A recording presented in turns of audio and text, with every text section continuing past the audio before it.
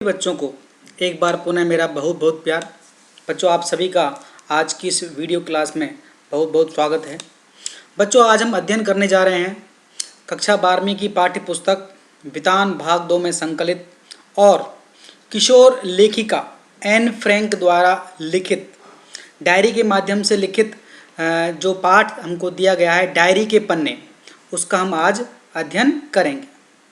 बच्चों, ये जो विवरण लिखा गया है एक किशोर बालिका ने, जैसा मैंने आप बताया, डायरी शैली में लिखा गया है। और ये जो पूरी बालिका है, ये जो बालिका है, इसके पास एक डॉल थी, गुड़िया, सॉफ्ट टॉयज़ की जिस तरह होते हैं, किटी। मैंने इसकी इस तरह एक छवि बनाने की कोशिश की है, हालांकि ये छवि मूल नहीं है। इस प्रकार की उसके पास एक किटी थी। उस लड़की का नाम है एन फ्रैंक और उसने ही पूरी जो डायरी लिखी है वो उस किटी को संबोधित करते हुए लिखी है। बच्चों, हम बात करें लेखिका के परिचय के बारे में। इनका जन्म 12 जून 1929 को जर्मनी के फ्रैंकफर्ट शहर में हुआ था। बच्चों, ये वो काल था जब पूरी दुनिया द्वितीय विश्व युद्ध के जो परेशानी है उनमें उलझी हुई थी। इन्होंने अपने जीवन में नाजीवाद की पीड़ा को सहा। नाजीवाद क्या है, मैं आपको अगली स्लाइड में स्पष्ट करने का प्रयास करूंगा। इनकी मृत्यु फरवरी या मार्च 1945 में नाजियों के एक यातना गृह में हुई, टॉर्चर जो हाउसेस थे उसमें हुई। इसलिए इनकी जो मृत्यु का सही दिनांक पता नहीं है, कब हुई इसका पता नहीं चल पाया। एन फ्रैंक की डायरी दुनिया की सबसे ज़्यादा पढ़ी गई किताबों में से एक है। यह डायरी जो मूलतः 1947 में डच भाषा में प्रकाशित हुई थी, जो हॉलैंड की मातृभाषा होती है, डच भाषा। सन 1952 में इसका अंग्रेजी अनुवाद, English translation the diary of a young girl शीर्षक से प्रकाशित हुआ। इस पुस्तक पर अनेक फिल्में, नाटक, धारावाहिक इत्यादि का निर्माण हो चुका है। बच्चों, हम बात करें इस पाठ के बारे में, तो जैसा मैंने आपको बताया कि यह डायरी इतिहास के सबसे आतंकप्रद, आतंकजनक और दर्दनाक अध्याय जो है द्वितीय विश्व युद्ध का समय, उसका साक्षात अनुभव का बयान करती है। लेखिका कोई पेशेवर लेखिका नहीं है, किशोर लेखिका हैं। उनके सहज मन को जो छूता है, जो उन्हें परेशानियों का अनुभव होता है, वो उस परेशानियों को एक बहुत सहज तरीके से अपनी डायरी में अंकित करती हुई जाती है। हम यहाँ उस भयावह दौर को किसी इतिहासकार की निगाह से नहीं, बल्कि सीधे भोक्ता की निगाह से देखते हैं। भोक्ता जिसने उस समस्या को, उस पीड़ा को सहा है। यह भोक्ता ऐसा है जिसकी समझ और संवेदना बहुत गहरी तो है ही, उम्र के साथ आने वाले परिवर्तनों से पूरी तरह अछूती भी नहीं है। जैसा कि इसमें बताया, उस समय इनकी आयु, जो लेखिका की आयु 14 से 15 वर्ष के बीच में थी।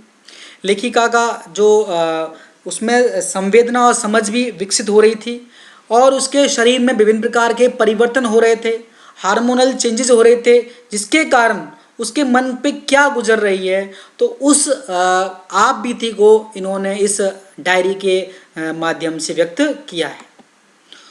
बच्चों, ये जो पुस्तक है, इसकी जो इंट्रोडक्शन भूमिका में लिखा गया है, इस डायरी में भय, डर, आतंक, भूख, मानवीय संवेदनाएं, ह्यूमन एम्पैथी जो होती है, प्रेम, घृणा, बढ़ती उम्र की तकलीफ़ें, हवाई हमले का डर, पकड़े जाने का लगातार भय, 13 साल की उम्र के उस सपने, कल्पनाएं, बाहरी दुनिया से अलग थलग पड़ जाने की पीड़ा, मानसिक और शारीरिक ज़रूरतें क्या हैं उनके बारे में, हंसी मजाक, युद्ध की पीड़ा, अकेलापन, सभी कुछ इस डायरी के अंतर्गत लिखा हुआ है।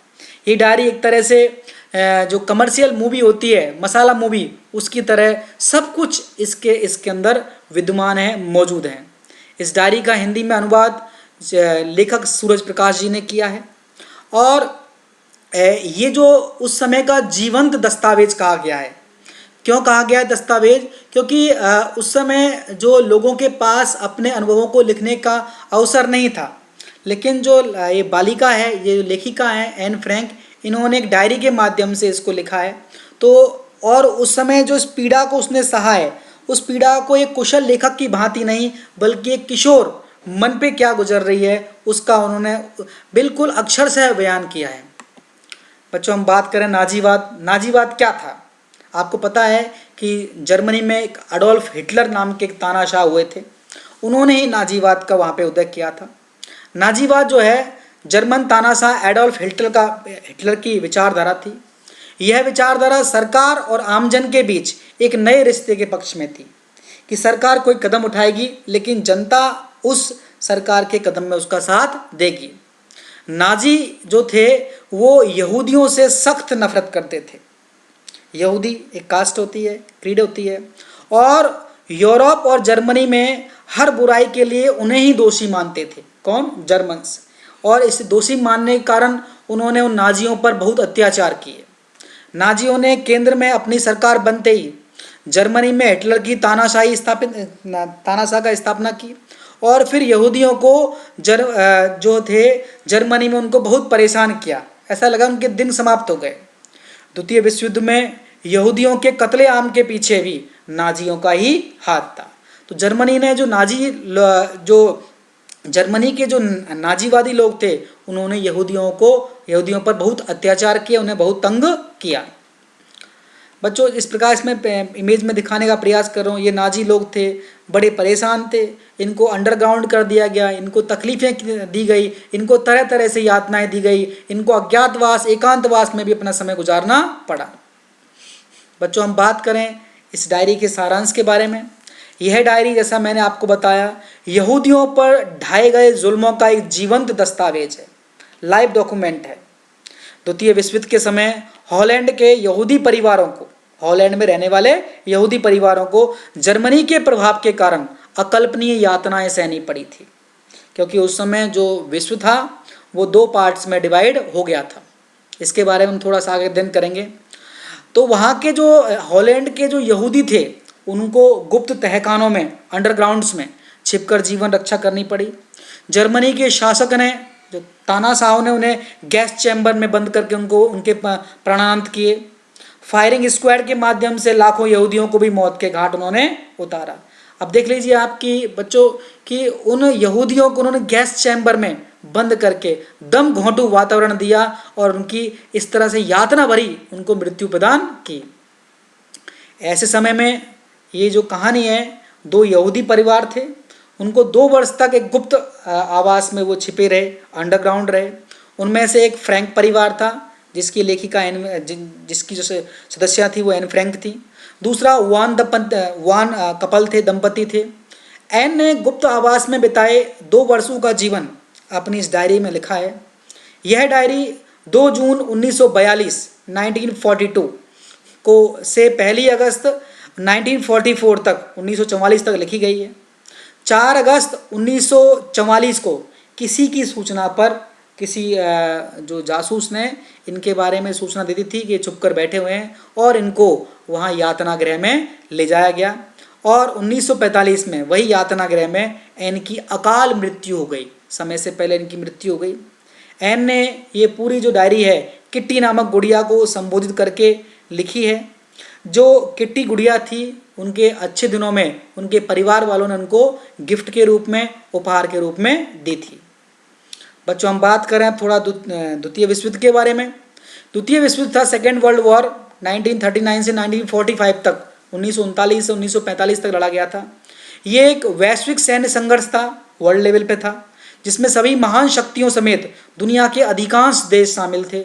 जो 2 परस्पर विरोधी सैन्य गठबंधनों में संगठित हो गए थे। दुनिया पूरे 2 गुटों में बट गई थी, एक तरफ मित्र राष्ट्र थे और दूसरी तरफ धुरी राष्ट्र थे।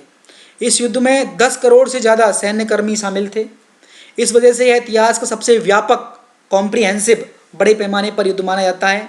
इसमें 7 करोड़ से अधिक लोग मारे गए थे, जिनमें से अधिकांश साधारण नागरिक थे, सैनिक नहीं थे।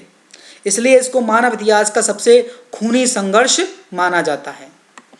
बच्चों हम बात करें प्रस्तुत जो डायरी के पन्ने नामक जो पाठ है, ये इस प्रकार इसके डायरी के पन्ने हैं और ये लेखिका है, बहुत मासूम है, 13 से 15 साल की उम्र इसकी है।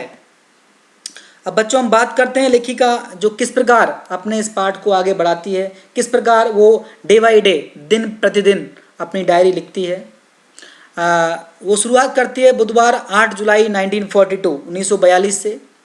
इस दिन फ्रैंक परिवार को गुप्त आवास पर जो वो गए थे उसके विषय में वो लिखती है। उस दिन अचानक उन सब की दुनिया बदल जाती है। घटना क्या घटित होती है कि उनकी बड़ी बहन मार्गोट को ASS से बुलावा आता है। ASS अर्थात यातना गृह जो थे वहाँ से उनको बुलावा आता है। यातना गृह के नाम पर ही वो लोग दहशत में आ जाते हैं। उनको पता है यातना गृह में किस प्रकार उनको परेशान किया जाएगा, तो वो लोग यातना गृह में जाने से पहले जाने के बजाय वो अज्ञातवास में वो जाने का चयन करते हैं। हालांकि इस बुलावे से पहले भी उनकी वहाँ अज्ञातवास में ही जाने की योजना थी। उनको पता था कि कहीं न कहीं एक दिन हमारा नंबर आएगा, तो वो पहले से ही तैयारी कर रहे थे। लेकिन अचानक उनको जब उनकी बड़ी बहन को वहाँ से बुलावा आया तो उनको आनन फानन में तुरंत इस कार्य को संपन्न करना पड़ा। तो इस दिन वो उस यातना गृह में, उस अज्ञातवास में जाने की तैयारी करते हैं। उनके साथ वॉन दान जो फैमिली है उनका परिवार भी अज्ञातवास में जाता है। यह उनके जीवन का सबसे कठिन समय था, क्योंकि एक उनके सामान्य जीवन अचानक एक वो दुनिया से कट ऑफ होने वाले थे, दुनिया से बिल्कुल अलग होने वाले थे। एकदम से उनके जीवन का एक सबसे कठिन समय था जो अचानक उनके समक्ष प्रस्तुत हुआ था। एन ने अपने बैग में अजीबोगरीब चीज़ें डाल लेती हैं। उन्होंने सबसे पहले अपनी डायरी रखी, क्योंकि एन फ्रैंक का मानना है कि स्मृतियाँ, यादें जो होती हैं पोशाकों की तुलना में अधिक महत्वपूर्ण थी, जबकि घर के अन्य सदस्य और सामान डाल रहे थे। एन व बानदान के परिवार वाले गुप्त आवास की सब व्यवस्था करते हैं। सभी अपने बदन पर अधिक से अधिक कपड़े पहन लेते हैं ताकि वो उस अज्ञातवास के जो दौरान के लिए वो अधिक से अधिक कपड़ों को अपने साथ ले जा सकें। तो बच्चों, इस स्लाइड के माध्यम से हमें ये पता लगता है किस प्रकार एन फ्रैंक के जीवन में अचानक बदलाव आता है। जैसे बच्चों, आज दुनिया कोरोना महामारी से त्रस्त है। हम आराम से अपना जीवन, हम स्कूल में पढ़ रहे थे, रेगुलर क्लासेस चल रही थी, अचानक कोरोना से हमको लॉकडाउन में रहना पड़ा। तो ये भी हमारे जीवन के लिए एक नई सबक था, नई सीख थी। तो इसी प्रकार उनको जब उनकी बहन मार्गोट को बुलावा आता है तो वो उस अपनी बहन मार्गोट को उस यातना गृह में भेजने की बजाय वो अज्ञातवास में रहने का चुनाव करते हैं। बच्चों, फिर आगे लिखते हैं वो अगले दिन 9 जुलाई 1942 को। इस दिन वे अपने छुपने के स्थान पर पहुंचते हैं अलग अलग माध्यमों से। कोई साइकिल से पहुंचता है, अलग अलग छोटे छोटे सेगमेंट में वो वहाँ पर पहुंचते हैं। यह गुप्त स्थान उनके पिता का ऑफिस ही है। वह घर के कमरों के बारे में इसमें विस्तार से बताती है। यह भवन गोडाउन और भंडार गृह, स्टोर हाउस के रूप में प्रयोग होता था। सीढ़ियाँ चढ़कर ऊपर पहुँचने पर एक और गेट है जिस पर शीशे की खिड़की है, जिस पर काला शीशा लगा हुआ है। ब्लैकआउट जो शीशे होते हैं जिसमें हम अंदर से बाहर तो देख सकते हैं लेकिन बाहर से अंदर नहीं देख सकते। इस पर कार्यालय लिखा हुआ है। इसी कमरे में दिन के समय जो उनके कार्यालय के सदस्य हैं, पोप, मिएप और मिस्टर क्लीमेन काम करते हैं। एक छोटे से गलियारे में, कॉरिडोर में से होकर के दम घोंटू अंधियारे से युक्त बिल्कुल डार्क रूम, जो दम घोंटने वाला, दम घोंटू तो दम जहाँ घुट जाए, तो एक छोटा सा कमरा बैंक ऑफिस है। यहीं मिस्टर डॉलर और बानदान बैठते थे। नीचे की सीढ़ियों वाले गलियारे से दूसरी मंजिल का रास्ता है जो गली की तरफ खुलता है। यहीं वो स्थान था, वो घर था जहाँ पे उनको निवास करना था। बच्चों, जैसा कि इसमें आपको दिख रहा है इस पिक्चर के माध्यम से, इस प्रकार का ये घर है और यहाँ कमरे, आपको ये जो घर है इसमें जो उनके खिड़कियों पर जो ब्लैकआउट काले वाले जो पर्दे हैं वो लगा लिए गए ताकि लोग उनको कोई ये पहचान ना सके कि अंदर कोई रह रहा या नहीं रह रहा, ताकि उनकी उपस्थिति के बारे में जो लोग थे, सरकार थे, उनको मालूम ना चल सके। बच्चों, वो आगे लिखती हैं अगले दिन। इस दिन वो गुप्त आवास में पहले दिन का वर्णन करती हैं कि किस प्रकार उन्होंने वहाँ पर पहला दिन वो व्यतीत करती हैं। वहाँ पहुँचने पर उसकी माँ बहन बुरी तरह थक जाती हैं। वे सभी जो सामान वो पैक करके लाए थे उनको खोलती हैं और कील ठोकती हैं और सामान को व्यवस्थित करने में, अरेंज करने में लग जाते हैं। उनके कमरे में ब्लैकआउट वाले पर्दे लगाए जाते हैं, जैसे मैंने आपको बताया पिछली पिक्चर जो इमेज में आपको दिखाने का प्रयास किया था।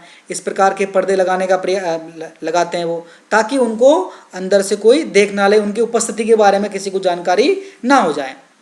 एन और उसके पिता अपने नए आवास को उचित व्यवस्थित करने का प्रयास करते हैं।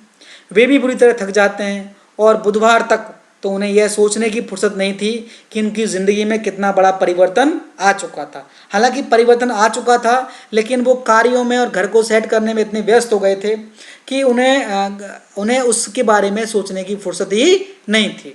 ना ही उनको गर्म भोजन प्राप्त हुआ था और लोगों को भूख भी कम लग रही थी, क्योंकि सभी लोग तनावग्रस्त थे और अपने कामों में उलझे हुए थे। बच्चों आगे लिखते हैं वो 28 नवंबर 1942 के दिन। वह बताती है कि अब वो वहाँ रहते रहते उन्हें बिजली और राशन वो ज़्यादा खर्च कर चुके हैं। घर में आराम से बैठे हुए हैं, तो उनको जब वो अपने कमरों पे उन्होंने खिड़कियों पर ब्लैकआउट पर्दे लगा रखे हैं, तो उनको रोशनी के लिए बिजली भी खर्च करनी पड़ रही है। उन्हें बिजली कट से बचाव हेतु किफ़ायत करनी होगी, बिजली को बचाना होगा, अन्यथा गवर्नमेंट उनकी बिजली काट लेगी। 4:30 बजते ही अंधेरा हो जाता है, वो लाइट बंद कर देती हैं, ब्लैकआउट पर्दे लगे हुए हैं। उस समय अब वो पढ़ नहीं सकती और वो ऊल जूल हरकतें करके अपने समय गुजारते हैं, अंताक्षरी खेलते हैं, पहेलियाँ बुझाते हैं। इस प्रकार वो अपना टाइम पास कर रहे हैं। दिन में वो पर्दे हटा नहीं सकते। अंधेरा होने के बाद पर्दे हटाकर वो लोग जो हैं पड़ोस में ताक झांक कर लेते थे, देख लेते थे वो लोग क्या कर रहे हैं। जो लोग आज़ाद हैं, जो लोग स्वतंत्र हैं, उनकी दिनचर्या को वो देखते थे और वो अपने आप को अपना समय गुजारते थे। लेखिका आगे अपने रूम पार्टनर जिनके साथ उनको रूम शेयर करना पड़ रहा है, मिस्टर डसेल, उनके बारे में बताती है। कहती हैं कि वो मिस्टर डसेल दिखाते हैं कि वो बच्चों से बहुत प्रेम करते हैं, लेकिन वह बहुत बोरिंग पर्सन है। उनके भाषण सुनकर के बहुत बोर हो जाती है और वह अनुशासन संबंधी बातें नहीं सुनती, जबकि मिस्टर डसेल खुद अनुशासन मानने में बहुत कामचोर हैं, बहुत आलसी हैं। वे चुगलखोर भी हैं। वे एन फ्रैंक की शिकायतें बार बार उनकी मम्मी को करते हैं और मम्मी उन्हें उनकी डसेल की शिकायतें सुनकर के उनको उपदेश सुनाती है, डांटती है, फटकारती है। हर समय इस प्रकार डांटे जाना, फटकारे जाना, दुत्कारे जाना, जो ये सब कुछ उस एक 13 से 14 वर्ष की बालिका के लिए आसान नहीं होता। वो इस बात को स्वीकार करती हैं कि उस प्रकार की डांटों से बहुत परेशान रहती हैं। रात को बिस्तर पर लेटकर लेखिका अपनी कमियों और कार्यों के बारे में सोचती है, अपना आत्मालोचन करती है। उसे हंसी और वह रोना दोनों आता जब अपने वो दिनचर्या के बारे में वो सोचती और विचारती है। वह स्वयं को बदलने की बहुत कोशिश करती है। बच्चों इसमें दिखाया गया देखो कि पर्दे हटाकर किस प्रकार वो अपने जो पड़ोसी लोगों के घरों में ताक झांक करने का वो प्रयास कर रही है और अपना समय व्यतीत कर रही हैं। बच्चों आगे वो लिखती है शुक्रवार 19 मार्च 1943 के दिन। एन बताती है कि टर्की के इंग्लैंड के पक्ष में ना आने से हम परेशान थे। उनको लग रहा था कि ये अब्बा उड़ रही थी टर्की इंग्लैंड के पक्ष में आ जाएगा, वो नहीं आ रहा है तो वो लोग परेशान थे। सरकार ने अब क्या किया था, जिस प्रकार हमारे देश में नोटबंदी हुई, 1000 और 500 के नोट जो लीगल टेंडर नहीं रहे, लीगल करेंसी नहीं रहे, ऐसी घोषणा हमारे प्रधानमंत्री मोदी जी ने की थी। इसी प्रकार वहाँ सरकार ने 1000 गिल्डर के नोट इनवैलिड करार कर दिए गए थे। उन्होंने सरकार को उम्मीद दी से जो ब्लैक मार्केटिंग है, काला बाजारी है, वो रुकेगी। साथ ही जो अंडरग्राउंड लोग हैं उनको भी नुकसान होगा। जो लोग छुपे हुए हैं, सरकार के सामने नहीं आ रहे हैं, क्योंकि वो लोग उस धन के बारे में सबूत नहीं दे पाएंगे। लेकिन जो एन का परिवार था उनके लिए इस 1000 गिल्डर के नोट के बंद होने से कोई समस्या नहीं आई थी, क्योंकि उन्होंने अपने जो नोट थे वो पहले ही ठिकाने लगा दिए थे। लेकिन उनको आशंका थी कि अभी 1000 के नोट बंद हुए हैं, 1000 के गिल्डर जो नोट बंद हुए हैं, बाद में 500 के बंद होंगे। अब वो बात करते मिस्टर डसेल को कहीं मार्केट में दांतों की ड्रिल मशीन मिल जाती है, और तो एन फ्रैंक को लगता है कि अब ये मिस्टर डसेल हैं, इस जो ड्रिल मशीन का है, दांतों की ड्रिल मशीन का प्रयोग उसके दांतों पर ही करेंगे और उसके दांतों का पूरा चेकअप हो जाएगा। घर के कायदे कानून और अनुशासन के मानने में मिस्टर डसेल आलसी हैं। वे अपने मित्र चार्लोट से अभी भी पत्र व्यवहार बनाए हुए हैं, जबकि वो सब अज्ञातवास में हैं। उनको ऐसा नहीं करना चाहिए था कि वो अपने बारे में अपने मित्र चार्लोट को बता रहे हैं।